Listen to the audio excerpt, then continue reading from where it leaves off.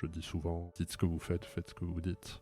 Un peu comme un mantra, mais vraiment en répétant le discours, en fixant cette ambition forte. On ne fait pas rêver les gens simplement avec des chiffres, on a besoin de faire rêver les gens et on rêve pas assez finalement dans la société. Je pense qu'il faut les primes, il faut les incentives. Parce que la communauté est clé, parce que l'entraide nous possède, on a décidé de mettre en lumière tous ces visionnaires. Bienvenue dans le podcast Build a City for Good de Daphne. Bonjour chers auditeurs, ici on est en pleine forme, j'espère que vous aussi. On va passer les prochains moments ensemble avec Pierre-Éric, salut Pelle. Salut Sophie. Et notre invité du jour qui s'appelle Arnaud. Bonjour Arnaud. Bonjour. Alors, cher Arnaud, si je brosse ton portrait très rapidement, tu es actuellement président du directoire de BDO France, que tu as rejoint en 2012 ou 2013 2013. Tu as commencé ta carrière chez PwC, d'abord au Luxembourg, puis à New York, puis à Paris. Tu es également père de famille et grand sportif, on va y revenir. C'est ça. Merci beaucoup d'être avec nous, ça va, t'es bien installé. Merci pour l'invitation.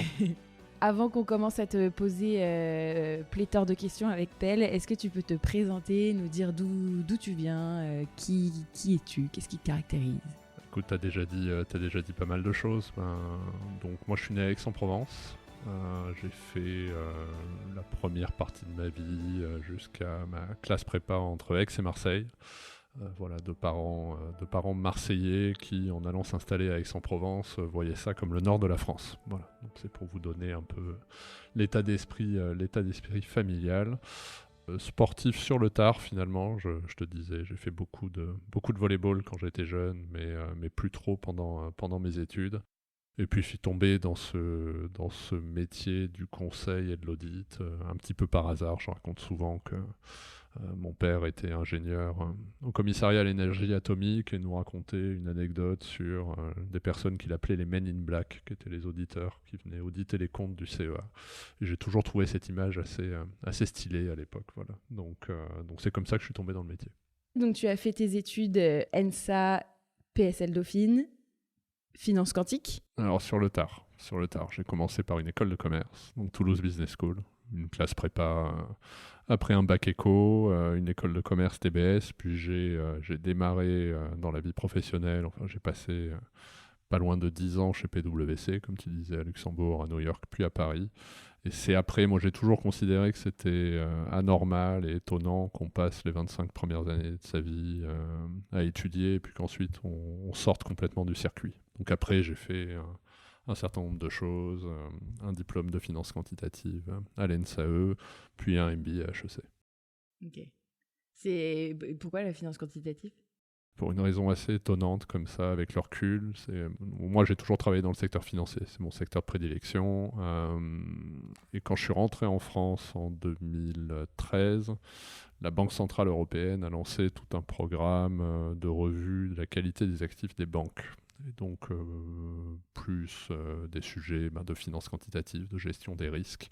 Et même si j'étais à un grade à cette époque-là où je mettais un peu moins les mains dans le cambouis, vu que je voulais profiter de ces missions-là pour développer l'activité de BDO France, j'avais besoin de comprendre comment ça fonctionnait de l'intérieur.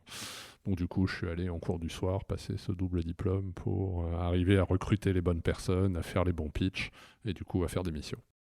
Parce que tu as un secteur de prédilection au sein de BDO de manière historiquement ou tu es multisectoriel ? Maintenant, aujourd'hui, chez BDO, on couvre tous les secteurs, toutes les tailles d'entreprise. Moi, je suis arrivé chez BDO initialement pour développer la banque. Voilà. C'était mon mandat quand je suis arrivé, mais aujourd'hui, on s'adresse à toutes les entreprises. Donc si tu nous décris BDO aujourd'hui, ça ressemble à quoi ?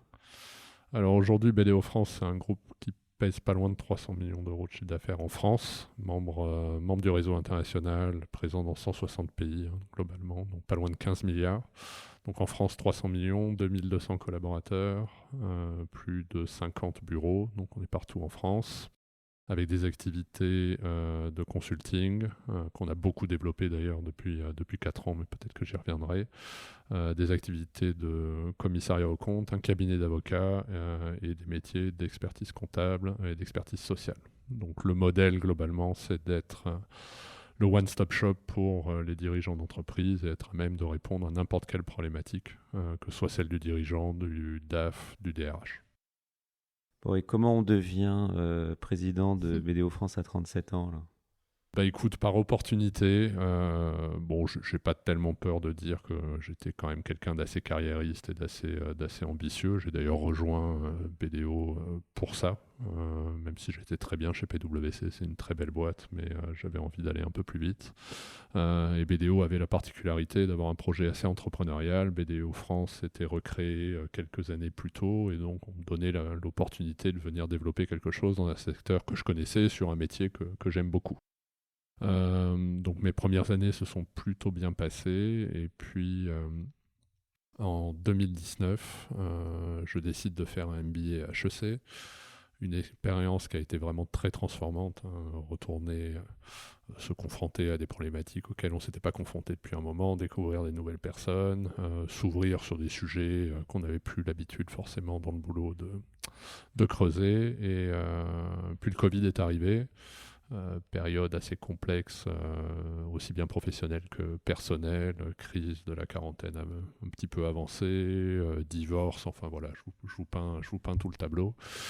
Et donc je me suis posé la question, si je dois continuer dans ce groupe et continuer d'évoluer, et j'avais effectivement la présidence en ligne de mire, dans quel type de société est-ce que j'aimerais travailler, et quel type de société j'aimerais incarner. Et ça a été cette question-là a été le début de l'écriture du plan stratégique du groupe, que je suis allé proposer aux associés en sortie de confinement, et qui a emporté l'adhésion, vu que quelques mois plus tard, j'étais élu à la présidence du groupe. Donc quelles étaient les grandes propositions de ce plan là, qui peuvent inspirer d'autres boîtes dans d'autres secteurs? Écoute, il était tourné autour de 2 axes. Le premier qui était un programme de transformation qu'on a appelé Reset and Rise, et je dis toujours, initialement je voulais l'appeler Reset. Je pensais que l'entreprise avait besoin d'un reset complet. Mon équipe communication m'a dit qu'il fallait quand même rajouter un peu de positif là-dedans, et donc on est parti sur Rise. Mais globalement, c'était un plan de transformation pour tout changer du sol au plafond, et qu'on a décliné depuis 3 ans. Donc refonte de la marque, de l'ADN, transformation en société à mission pour aligner l'ensemble des associés et des collaborateurs autour d'un projet. Refonte des systèmes d'information, ERP, CRH, stratégie d'acquisition client, stratégie de diversification, M&A. Donc vraiment, on a reposé les bases d'un nouveau projet. Et ce projet qui est assez incarné dans la raison d'être du groupe, qui est de dire, moi j'étais assez conscient des enjeux de société, que ce soit les enjeux environnementaux, les enjeux sociétaux. Et on s'est rendu compte pendant le Covid que finalement nos professions, que ce soit les consultants, les avocats, les auditeurs, les experts comptables, on était un peu les téléconseillers des dirigeants, et on bénéficiait de la confiance des dirigeants. Et donc comment est-ce qu'on peut utiliser cette confiance pour arriver à amener les entreprises à se transformer et à adopter des pratiques plus durables. Et donc on est parti de cette raison d'être pour bâtir BDO France tel qu'il est aujourd'hui, et ça a vraiment libéré les énergies du groupe, et ça nous a permis de faire beaucoup de croissance, parce que c'était le deuxième pilier du projet que j'avais proposé, qui était un projet de croissance. Moi je pense qu'une entreprise qui ne fait pas beaucoup de croissance, c'est une entreprise qui ne va pas bien, c'est le thermomètre de l'entreprise. Donc on avait fixé un premier cap qui était de doubler de taille à l'horizon 2027, et finalement ça s'est plutôt bien passé, vu qu'on a d'ores et déjà doublé de taille par rapport à 2021. En croissance organique ou croissance Moitié-moitié. On a fait globalement une croissance à 2 chiffres chaque année, moitié organique, moitié croissance externe. La croissance externe dans notre secteur, c'est quelque chose d'assez nouveau. On parle de consolidation du secteur. On n'y est pas encore, on y reviendra peut-être, mais c'est vrai que nous, on a industrialisé la croissance externe et fait de la croissance externe vraiment un levier de croissance, donc avec une équipe interne dédiée pour sourcer les deals, négocier les deals, intégrer les nouvelles structures. Et donc on a fait pas loin de 13 acquisitions depuis 3 ans sur tous les métiers du groupe, et notamment sur le conseil, qui est l'axe qu'on a le plus développé depuis 3 ans. Et quand ça a été reçu au premier abord, le fait que tu arrives avec ce plan stratégique alors que tu es encore jeune, ouais. Et puis ensuite, comment ça a été reçu en interne aussi par l'ensemble de BDO, le fait que tu sois nommé? Plutôt très bien. Alors ça démontre l'audace déjà des associés de BDO France, et je les remercie pour ceux qui nous écoutent, mais effectivement ils ont fait preuve d'audace en allant chercher un peu en dehors du cadre, avec effectivement quelqu'un qui était plus jeune et qui avait un projet un petit peu différent. Après, je pense, mais il faudrait leur demander, ce qui a été assez clé, c'est j'ai bénéficié entre guillemets d'un momentum qui était bon. Je pense qu'on sortait, on était en pleine crise sanitaire, on sortait d'un confinement, donc il y avait une volonté d'aller de l'avant. Le monde était en train de changer.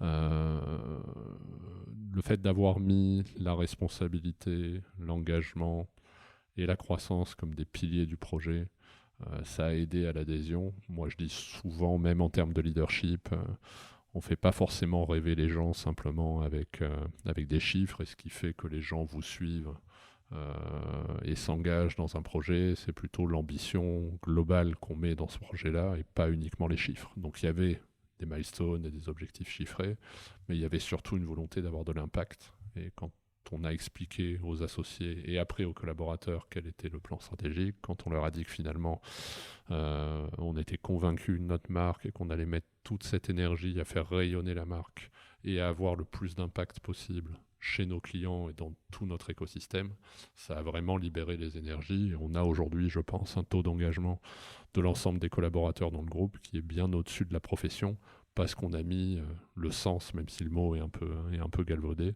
vraiment au cœur du projet. On manage vraiment le groupe par cette question du sens et par l'envie d'innover, de disrupter, de sortir un petit peu du cadre. Alors, tu parles d'innovation et le métier est en train de se réinventer de ce qu'on voit de l'extérieur et notamment avec l'arrivée de l'IA.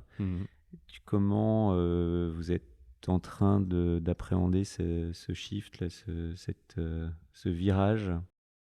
Ouais, non, mais c'est une excellente question. En plus, on est dans un secteur que je qualifierais d'assez peu tech, finalement. Et l'utilisation de la tech dans nos secteurs est un véritable enjeu. Ça fait, je pense, 30 ans qu'on dit, notamment aux métiers d'expertise comptable et aux auditeurs, qu'ils vont se faire disrupter et que la technologie va complètement automatiser. 30 ans qu'on leur dit, bon là on voit que quand même, c'est quand même en train de se réaliser, en train de s'accélérer. On a été assez volontariste sur le sujet, notamment sur ces métiers-là, en adoptant des solutions les plus innovantes possibles, notamment sur les métiers d'expertise comptable. Peut-être un entrepreneur, voilà, Arthur Waller, qui a fondé Penny Lane. Donc on a été le premier grand cabinet à utiliser Penny Lane pour automatiser et transformer la valeur qu'on crée pour nos clients, avec un véritable succès. Aujourd'hui, on est le plus gros cabinet, certainement celui qui connaît le mieux la solution. Et on est allé vraiment porter cette solution chez les clients, démontrer ce que la technologie pouvait apporter, aussi bien pour les experts comptables que pour les clients, et ça a été un réel succès. Donc là, aujourd'hui, c'est implémenté sur l'ensemble de notre clientèle. Donc ça démontre quand même la volonté qu'on avait de ne pas rester bloqué sur certains freins ou certaines croyances du métier, et dire finalement, on va plutôt réfléchir à comment est-ce qu'on peut adopter ces technologies pour transformer nos métiers. Un des points, pour revenir à ta question sur ce qui a embarqué dans le projet de BDO France, c'est qu'on a estimé que nos métiers devaient se réinventer. On n'a pas essayé d'éluder le sujet et de dire effectivement l'expert comptable, l'avocat, le commissaire aux comptes, le consultant doivent non pas combattre ces nouvelles technologies, mais plutôt réfléchir à comment les utiliser pour transformer la valeur pour nos clients. Concrètement, ça change quoi? Enfin, si tu te mets à la place d'un DAF et à la place de son expert comptable, quels sont dans les usages des choses qui sont en train de complètement changer? Déjà, ça permet effectivement de rappeler quelque chose sur le métier, notamment d'expertise comptable. Les gens avaient encore une image, et on a beaucoup communiqué là-dessus pour essayer de transformer l'image de l'expert comptable, mais quand on a interrogé des gens, on a vraiment fait l'exercice avec une caméra en micro-trottoir sur qu'est-ce que vous pensez du métier d'expert comptable. Et beaucoup de gens, hélas, nous s'imaginent une cave sombre avec beaucoup de papier.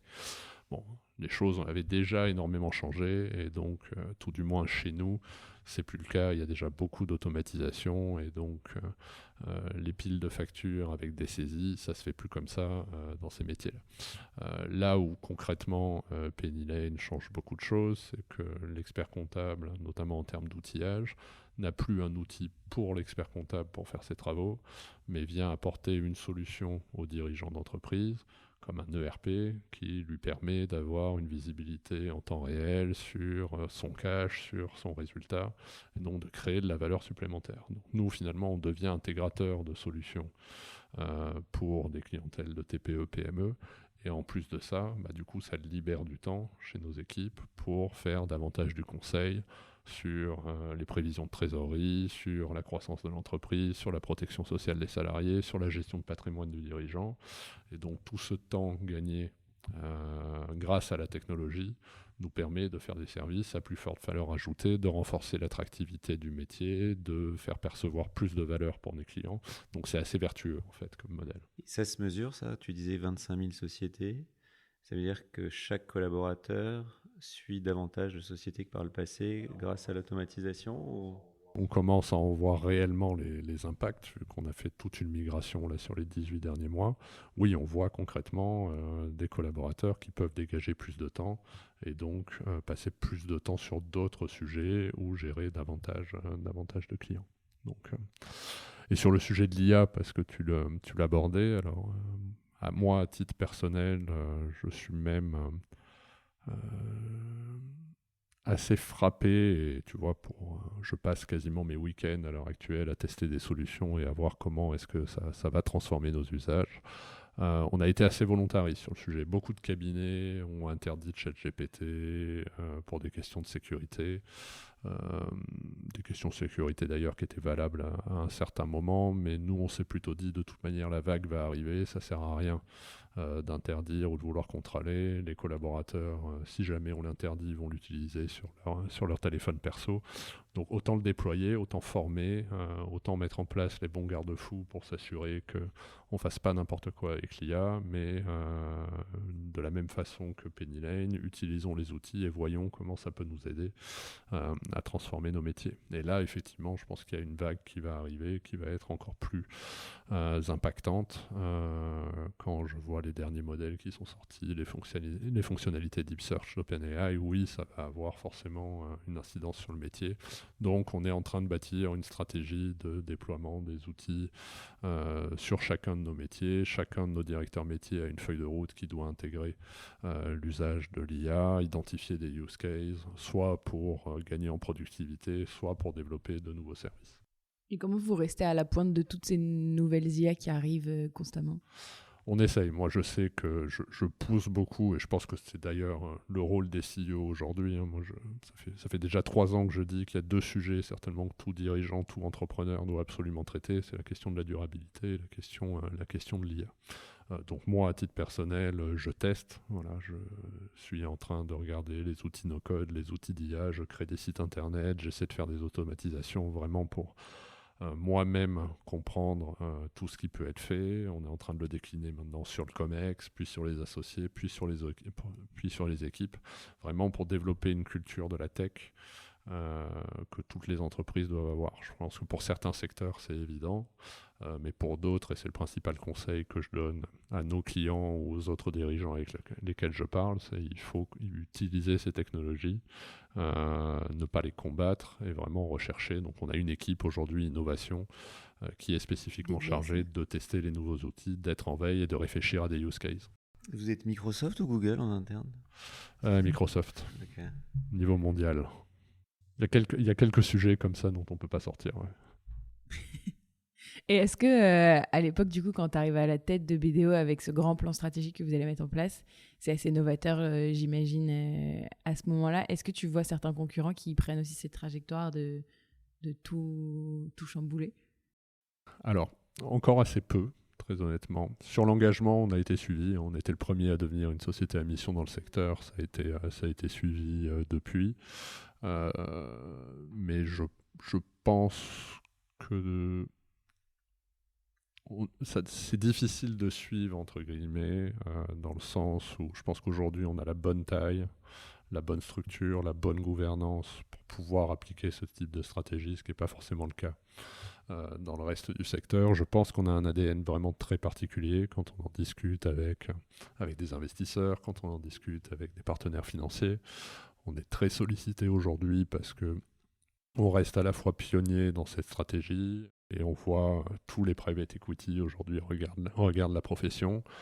Bon, personne n'a vraiment fait de deal et quand on regarde des stratégies de croissance externe quasiment industrielles, c'est très rare dans le secteur. Donc on essaie de conserver cet ADN un peu novateur, d'esprit pionnier. Sur les engagements et sur la mission, on souhaite qu'on soit suivi. Je pense que la profession doit s'engager, la profession a un vrai rôle à jouer pour accélérer la transition des entreprises françaises, pour aider les entreprises françaises à adopter des nouvelles technologies. On a ce capital confiance que je disais dans la profession, où là, tous les cabinets et tous les concurrents peuvent le faire. Donc ce serait une bonne chose qu'on soit suivi. Mais aujourd'hui, je pense qu'on est dans un bon positionnement et de toute manière, on est toujours en train de bouger, toujours en train d'investir et on va continuer à investir. Je ne sais pas quand est-ce qu'on diffusera le podcast, mais je peux certainement en parler. On est en train de boucler une augmentation de capital par les associés, ce qui est aussi assez unique dans la profession. Hein. Donc on a demandé à nos associés... Sur la filiale française Sur la filiale française. L'actionnariat. Ouais, les modèles des réseaux, enfin tous les pays sont détenus par leurs partenaires domestiques. Mais donc vu qu'on a atteint le premier milestone qui était de doubler de taille, on a rediscuté avec nos associés, on leur a demandé de réinvestir dans le modèle pour pouvoir continuer à financer notre croissance et continuer de nous développer. Ça, c'est unique dans le marché, personne ne l'a fait, ça démontre bien à quel point les associés croient dans le projet et ont une volonté de faire de la croissance dans le futur. Et vous êtes combien d'associés dans le cabinet, Jean-Jacques ? 140 associés aujourd'hui. Très bien. On a évoqué ta passion pour le sport aussi, tu peux nous en parler un petit peu ? Oui, j'ai une passion, presque une addiction, on va dire. J'avais fait du sport dans ma jeunesse, plus tellement dans mes études. Et pour des raisons personnelles, je me suis remis à courir, mais sans grande conviction, il y a un peu plus de 10 ans. Et puis en commençant par un 5 km, puis un 10 km, c'est devenu une habitude. Et maintenant, on peut parler d'addiction. Hein. Donc, c'est quotidien, finalement, 1 heure à 2 heures par jour. T'as une routine sportive ? C'est tous les jours, globalement. J'essaie de préparer une course par an, quoi qu'il arrive. Donc là, c'était l'UTMB l'année dernière. Là, pour cette année, ce sera un triathlon extrême. Donc c'est une course qui s'appelle le Summum, qui est un format Ironman, mais qui a la particularité d'avoir la ligne d'arrivée au sommet du Mont Blanc. Voilà. Pour réaliser ce genre de défi, ça demande une certaine routine. Donc c'est entre 12 et 15 heures par semaine et c'est complètement intégré dans mon agenda. Donc je me lève tôt. Tu cèdes jamais et tu arrives toujours à te mettre cette rigueur au quotidien. Oui, absolument. Et je pense que c'est un peu une clé, ou tout du moins quelque chose que j'essaie de à la fois incarner et puis un conseil que je peux donner. C'est quand même la rigueur et un peu la mise en place de certaines routines. T'as une alimentation particulière ? Dans la vidéo, quand on a posé les petits plaisirs coupables, c'était presque déprimant, tu vois. À la rigueur, un cappuccino, c'est déjà un plaisir coupable. Je fais quand même assez attention. Je fais quand même assez attention. Et pour des courses comme ça, oui, on arrive sur un contrôle de ce qu'on mange, presque à compter la proportion de glucides. Donc ça devient un peu contraignant. Et tu es suivi aussi, j'imagine, pour pas te blesser Parce que... En fait, alors là aussi, ça va paraître surprenant, mais à une époque, quand je m'entraînais, par exemple, quand je préparais des marathons, je faisais 3 séances et je prenais toujours une séance de repos entre chaque jour. Et donc, je passais mon temps à être blessé, des tendinites, des déchirures, etc. Puis je me suis dit, finalement, et on en parlait avant de commencer à enregistrer, c'est quand j'ai commencé à écouter des podcasts avec des Mathieu Blanchard, des casquettes vertes. Je me suis dit, tiens, je vais me mettre à courir tous les jours. Et finalement, quand on court réellement tous les jours, alors même pas forcément des longues distances, hein, mais finalement, le corps s'habitue et on se blesse moins. Donc c'est pour ça, maintenant, je me force, quoi qu'il arrive, soit très tôt le matin, soit le soir, soit entre midi et 2. Enfin, ce qui est très bien avec la course à pied, c'est qu'il suffit de mettre les baskets et de partir. Mais effectivement, de courir tous les jours, et je ne me blesse plus du tout. Voilà. Donc là aussi, c'est un conseil que je donne à tout le monde. Plutôt que de faire 3 séances ou 2 séances par semaine, et de se dire, vu que j'en fais que 2, je vais faire plus long, de plutôt faire un petit peu tous les jours. Ok. Ou faire comme casquette verte, se blesser, mais y aller quand même. Alors oui, lui, il a passé l'étape d'après. Ouais. Hein. Moi, j'ai fait encore un peu attention. Puis j'ai passé la quarantaine, là, maintenant. J'ai plus 36 ans. Ok, donc arriver sur le Mont Blanc, c'est quand ça ? Ce sera le week-end du 14 juillet, si tout va bien, si la météo le permet. Mais effectivement, ce sera une natation dans un lac dans le Jura, 180 km de vélo jusqu'à Saint-Gervais avec, je crois, 3500 ou 4000 mètres de dénive. Et puis l'ascension one-shot du Mont Blanc. Voilà. Essayer de faire en moins de 24 heures. Ok. Et l'ascension, c'est combien de kilomètres? Ça fait 21 km pour monter et tu pars du bas, donc tu as tes 4000 de dénive. Ouais. Et après, il faut redescendre. Ouais. Donc ça boucle, ça fait les 42 km du format marathon. Bon, on va suivre ça. Oh là là. Mais tu arrives à alterner, à la limite, natation et course à pied au quotidien, je conçois, mais le vélo, du coup, c'est plutôt dédié le week-end? J'ai un home trainer dans ma chambre. Ah oui, bah oui. Évidemment. Avec une application qui me permet de faire le Ventoux, de faire certains cols, et puis c'est des sorties longues le week-end. Okay. Alors le vélo met un peu plus de contraintes, la course à pied est beaucoup plus simple. Mais... Et est-ce que tu as un coach professionnel pour t'accompagner dans la croissance de BDO ? Alors non, c'est une bonne question.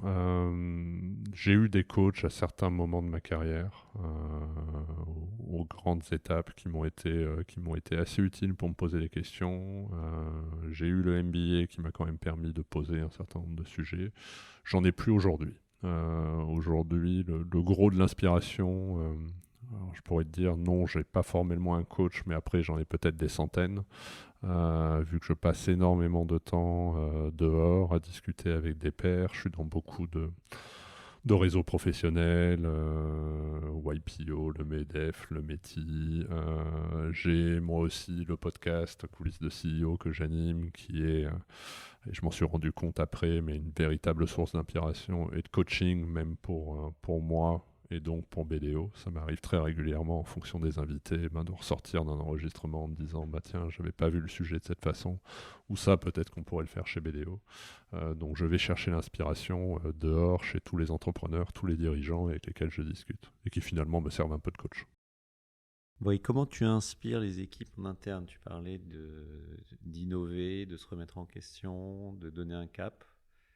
Est-ce qu'au quotidien, parce que ça c'est assez macro, quelle est ta recette pour que les équipes soient toujours en surperformance, ou en tout cas aient un niveau de performance qui est celui que tu attends? Et la question subsidiaire, c'est tu fais quoi pour les off-sites de BDO? Pas forcément facile de répondre à cette question vu qu'on ne l'a pas forcément complètement théorisé, mais voilà, je vais te répondre franchement. Moi, j'ai un côté très compétiteur. Je pense que c'est un peu d'ailleurs une qualité que je retrouverai chez d'autres dirigeants, la volonté de se fixer une ambition, et une ambition assez forte. Quand on est arrivé, pour tout te dire, en 2021, quand j'ai annoncé qu'on allait doubler de taille en 5 ans, dans la profession, on m'a un petit peu regardé de haut, même avoir une petite forme de condescendance en disant quand tu auras passé la quarantaine ou quand tu auras fini ta croissance, on en reparlera, mais je pense que ça a marché dans le sens où fixer une ambition forte en se disant on va se donner les moyens, on va investir. Est-ce qu'on fait ça ? Pas simplement pour notre ego et notre volonté de faire de la croissance, mais parce qu'on pense qu'on a un bon projet, parce qu'on pense qu'on peut avoir un rôle à jouer dans cette société pour la rendre meilleure, parce que les métiers du conseil, de l'expertise, de l'audit sont des métiers nobles, accompagner les entrepreneurs, voilà, en faisant preuve de pédagogie, en expliquant vraiment les choses, et puis en se tenant réellement à ce qu'on avait dit. Je dis souvent, dites ce que vous faites, faites ce que vous dites. Un peu comme un mantra, mais vraiment en répétant le discours, en fixant cette ambition forte, ça a vraiment permis finalement de dégager les énergies et d'embarquer les collaborateurs. L'engagement a vraiment permis aussi, je pense, de créer un niveau de performance des équipes qui est très fort, et puis le sentiment qu'on est en train de faire quelque chose d'unique.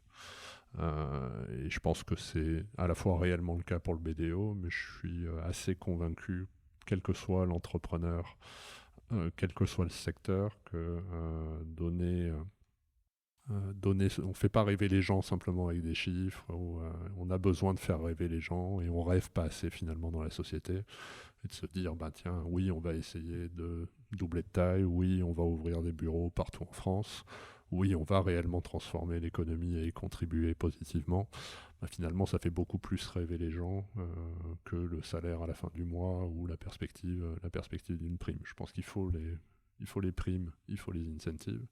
Mais pour autant, ce qui crée réellement les conditions de l'engagement, c'est l'ambition et c'est l'énergie qu'on y met. Je pense qu'on peut... Vous pouvez poser la question à mes associés, à mes collaborateurs. On n'a peut-être pas tout fait parfaitement depuis 4 ans. Par contre, à la question, est-ce qu'on y a vraiment mis toute l'énergie et est-ce que moi, à titre personnel, j'y ai mis toute mon énergie, je pense qu'on vous dira que oui, c'est le cas. Je pense que l'idée par l'exemple, c'est quelque chose qui est assez fondamental pour un dirigeant et donc je pense que tout le monde sait aujourd'hui que toute mon énergie, 7 jours sur 7, c'est pour BDO, pour son développement. Et je dis souvent aux collaborateurs quand je les vois, et donc on en reviendra aux off-site, mais je dis toujours, je ne m'arrêterai dans mes fonctions que quand la marque BDO sera connue dans tous les foyers de France et qu'elle sera connue avec des marqueurs qui seront l'innovation, l'engagement, la performance. Et je pense que ça aide quand même à mobiliser les équipes. Et d'ailleurs, je les remercie pour toutes celles qui nous écoutent parce qu'effectivement, on a décidé de beaucoup travailler. Souvent, je dis, on aurait pu vivre différemment et toute notre profession vit très bien avec des 2-3% de croissance, pas trop de prise de risque, ça va. Nous, on a fait un choix inverse, donc on a décidé de se mettre en risque, on a décidé probablement de se rajouter un peu de stress, mais pour autant, on le voit dans les yeux des collaborateurs, dans les enquêtes de satisfaction, globalement, ça bénéficie à tout le monde. On te pose la question parce que c'est souvent un marqueur de la culture d'une entreprise. Ouais. Donc c'est une réponse importante là, qu'il faut que je réfléchisse. Ah non, il n'y aura pas de jugement. Pas de pression. On fait différentes choses. On rassemble déjà nos associés 2 fois par an. Là aussi, pour donner un élément de la transformation de BDO France, quand on faisait des assemblées générales des associés ou des partners meetings, dans le passé, c'était des grandes messes où on passait les chiffres, les comptes de chaque métier, de chaque bureau, et puis on y passait la journée. Ça, dès le début, dès 2021, on a complètement arrêté, on ne parle plus de chiffres, très très peu. Mais par contre, on fait venir des personnalités externes, des sportifs, des politiques, des entrepreneurs, et qui viennent nous parler d'un sujet où on essaie vraiment de s'ouvrir les chakras. Donc beaucoup plus d'ateliers collaboratifs, beaucoup plus d'interventions externes pour s'ouvrir sur l'extérieur et s'inspirer de personnalités. Ça, c'est pour les associés. On fait beaucoup de choses après dans chaque bureau. On a voulu conserver un management territorial. Notamment ce qui nous différencie aujourd'hui et ce qui a aussi permis la croissance, c'est qu'on tâche d'équilibrer notre organisation pour effectivement avoir des process, avoir une stratégie qu'on décline partout dans l'ensemble de nos sites, mais conserver un ADN territorial qui est aussi ce que recherchent nos clients. Donc beaucoup de choses se passent dans les bureaux, dans chaque territoire, et chaque patron de bureau est libre dans un cadre qui lui est donné d'animer ses équipes. Enfin, on part plus à Ibiza, on le faisait pas beaucoup et de toute manière ça on a complètement arrêté. D'ailleurs je pense que ceux qui essayent de le faire ont du mal à embarquer leurs collaborateurs. Bon, on va dire que tu as quand même donné une bonne réponse. Ouais, ça va. C'est accepté. Non mais chouette. Si tu te mets à notre place, parce que finalement nous on est comme toi, on doit se nourrir de l'extérieur, de toutes les mutations, on est multisectoriel, donc finalement on n'a pas d'expertise spécifique, alors ça dépend des sujets, mais quels sont les projets qu'on devrait regarder dans ton domaine qui vont connaître de fortes croissances, disrupter des secteurs, des acteurs existants et qui pour un investisseur early stage peuvent avoir du sens? Parce qu'il y a eu Penny Lane, c'est un superbe succès et apparemment Penny Lane, un très beau succès. Vous y avez contribué. Est-ce que tu vois d'autres ruptures qui vont arriver et qu'on devrait regarder, dans lesquelles tu investirais tes sous perso? Je vais te faire une réponse qui, surtout pour des professionnels comme vous, va être évidente, mais je pense que malgré tout, dans nos métiers, il y a encore beaucoup de choses que la technologie et l'IA peuvent accompagner. Donc je pense que toutes les solutions, Penny Lane en est une, mais finalement elle touche un des métiers. Si on regarde le commissariat aux comptes, qui est un marché, il y a certainement des choses à regarder pour pour améliorer à la fois la productivité, la qualité et la perception de la qualité des audits qui sont donnés. Mais si je regarde dans le consulting, les usages, je pense qu'il y a quand même énormément de choses à faire pour automatiser, pour développer de nouvelles offres de services. Donc je pense que, tu vois, je sais qu'il y a des solutions dans le M&A qui se développent, peut-être des pans de marché aujourd'hui qui ne sont pas encore touchés, mais tu vois, des marketplaces pour la transmission des entreprises, il commence à y avoir quelques solutions qui sortent, mais je ne crois pas qu'ils soient totalement passés à l'échelle. Pour ne pas rester uniquement sur les outils de productivité, nous, ce qu'on essaye quand on parlait des use cases pour l'IA, c'est effectivement, il y a les sujets, comment est-ce qu'on travaille plus vite et comment est-ce qu'on démultiplie nos efforts, mais surtout quel type de service aujourd'hui et quel type de marché on arriverait à créer. Je pense que sur le M&A, il y a peut-être quelque chose, parce que c'est quand même assez complexe, notamment pour des petites sociétés. Parmi les 25 000 boîtes que vous suivez, quelles sont celles qui changent d'actionnariat tous les ans ? Là, c'est compliqué de te donner un chiffre comme celle-ci, mais on sait quand on regarde l'âge moyen de nos clients qu'il va y avoir une vague de transmission qui va être très importante dans les 5-10 ans. Et le sujet de la transmission des entreprises, de toute manière, pourrait être dans un certain nombre de groupes de place est un véritable sujet à la fois pour la pérennité des entreprises, pour des sujets de souveraineté. Donc ça, je pense qu'il y a quelque chose à regarder aujourd'hui, qui a un besoin qui, à mon avis, n'est pas complètement rendu. Merci Arnaud d'être venu témoigner à notre micro. Merci à tous les deux. Longue vie à BDO. Ça donne envie de devenir client de BDO. Alors nous, on ne l'est pas parce qu'on est sur une verticale que tu ne couvres pas. Si tu gères les fonds d'investissement et les sociétés de gestion ? Non. Absolument, ouais, on est très développé sur le private equity, que ce soit en conseil, sur vos due deals d'acquisition, donc non, t'as plus d'excuses. On reste en contact. Et puis bon courage pour ton Summum Project, c'est ça ? C'est ça, Summum Project. Rendez-vous Merci beaucoup. Le 14 juillet. Il y aura un tracker, donc voilà, sur le site de la course. On sera là derrière nos écrans. Et on a noté qu'il faut qu'on se fasse un déjeuner ou un dîner avec casquette verte. Alors. Yes. Tu vas être un bon client. Avec plaisir, ouais. À bientôt. Merci, Ciao. merci à tous les deux. Au revoir.